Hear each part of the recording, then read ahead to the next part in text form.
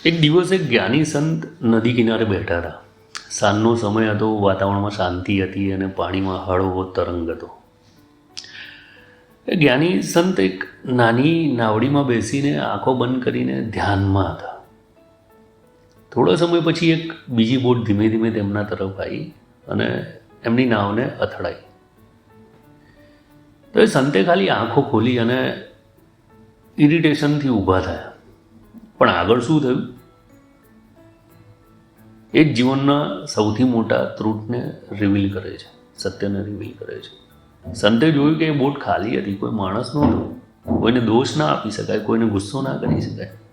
આ એક પળમાં સંતનું માઇન્ડ એ શોક થઈ ગયું. તેમણે પોતાને કહ્યું કે જ્યારે મને લાગ્યું કે કોઈ મને અથડાયું ત્યારે મને ગુસ્સો આવ્યો, પણ જ્યારે ખબર પડી કે બોટ ખાલી છે ત્યારે ગુસ્સો ગાયબ. અને એ ક્ષણે સંતને સમજાઈ ગયું કે દુનિયામાં કોઈ તમને ડેલિબરેટલી દુઃખ નથી આપતું, જાણી જોઈને દુઃખ નથી આપતું. દુનિયામાં બધા પોતાની જાતને તો નિર્દોષ જ માનતા હોય છે. આજે હું હોઉં, તમે હોવ, તમને એમ જ લાગશે કે તમે નિર્દોષ છો, પણ વસ્તુ એ નથી. લોકો પોતે જ ખાલી છે, અજ્ઞાનથી ભરેલા છે, બેદરકારીથી રહેતા છે. એમાં બધા આવી ગયા.